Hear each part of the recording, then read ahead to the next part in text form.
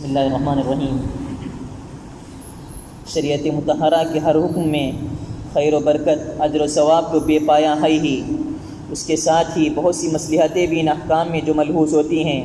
ان کی حقیقت تک پہنچنا تو مشکل ہے کہ اللہ جل شانہ کے علوم اور ان کے مصالح تک کس کی رسائی ہے، مگر اپنی اپنی استعداد اور حوصلے کے موافق جہاں تک اپنی سمجھ کام دیتی ہے ان کی مصالح بھی سمجھ میں آتی ہیں، اور جتنی استعداد ہوتی ہے اتنی ہی خوبیاں ان احکام کی معلوم ہوتی رہتی ہیں۔ علماء نے جماعت کی مصالح بھی اپنی اپنی سمجھ کے موافق تحریر فرمائی ہیں۔ ہمارے حضرت شاہ ولی اللہ صاحب نور اللہ مرقدہ نے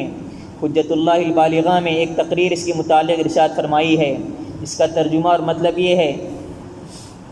کہ رسم و رواج کی مہلکات سے بچنے کے لیے اس سے زیادہ نافع کوئی چیز نہیں کہ عبادات میں سے کسی عبادت کو ایسی عام رسم اور عام رواج بنا لیا جائے جو علی الاعلان ادا کی جائے،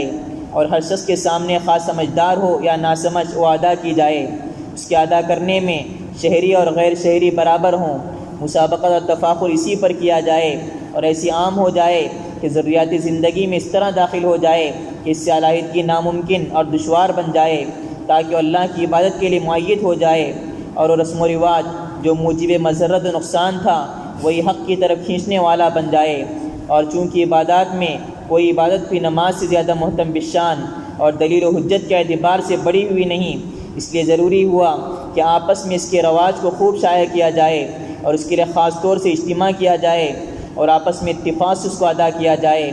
نیز ہر مذہب اور دین میں کچھ لوگ ایسے ہوتے ہیں جو مقتدا ہوتے ہیں کہ ان کا اتباع کیا جاتا ہے، اور کچھ لوگ دوسرے درجے میں ایسے ہوتے ہیں جو کسی معمولی سی ترغیب و تنبیہ کے محتاج ہوتے ہیں، اور کچھ لوگ تیسرے درجے میں بہت ناکارہ اور ضعیف الاعتقاد ایسے بھی ہوتے ہیں جن کو اگر مجمع میں عبادت کا تکلف نہ کیا جائے تو سستی اور کاہلی کی وجہ سے عبادت بھی چھوڑ دیتے ہیں۔ اس وجہ سے مصلحت کا مقتضی یہی ہے کہ سب لوگ اجتماعی طور پر عبادت کو ادا کریں، تاکہ جو لوگ عبادت کو چھوڑنے والے ہیں وہ عبادت کرنے والوں سے ممتاز ہو جائیں، اور رغبت کرنے والوں اور بے رغبتی کرنے والوں میں کھلا تفاوت ہو جائے، اور ناواقف لوگ علماء کے اتباع سے واقف بن جائیں، اور جاہل لوگوں کو عبادت کا طریقہ معلوم ہو جائے، اور اللہ کی عبادت ان لوگوں میں اس پگھلی ہوئی چاندی کی طرح سے ہو جائے جو کسی ماہر کے سامنے رکھی جائے، جس سے جائز ناجائز اور کھرے کھوٹے میں کھلا فرق ہو جائے، جائز کی تقویت کی جائے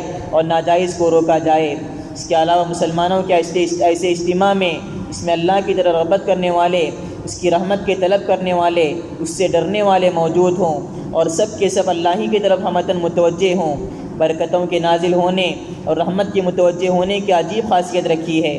نیز امت محمدیہ کے قیام کا مقصد ہی یہ ہے کہ اللہ کا بول بالا ہو اور دین اسلام کو تمام دینوں پر غلبہ ہو، اور یہ ممکن نہیں جب تک یہ طریقہ رائج نہ ہو۔ سب کے سب عوام، خواص، شہر کے رہنے والے اور گاؤں کے رہنے والے، چھوٹے بڑے ایک جگہ جمع ہو کر اس چیز کو جو اسلام کا سب سے بڑا شعار ہے اور سب سے بالا تر عبادت ہے ادا نہ کریں۔ ان وجوہ سے شریعت جمعہ اور جماعت کے اہتمام کی طرف متوجہ ہوئی، ان کی اظہار و اعلان کی ترغیبیں اور چھوڑنے پر وعیدیں نازل ہوئیں، اور چونکہ اظہار و اجتماع ایک صرف محلے اور قبیلے کا ہے اور ایک تمام شہر کا، اور محلے کا اجتماع ہر وقت سہل ہے اور تمام شہر کا ہر وقت مشکل ہے کہ اس میں تنگی ہے، اس لیے محلے کا اجتماع ہر نماز کے وقت قرار دیا اور جماعت کی نماز اس کے لیے مشروع ہوئی، اور تمام شہر کا اجتماع 8ویں دن قرار دیا اور جمعے کی نماز اس کے لیے تجویز ہوئی۔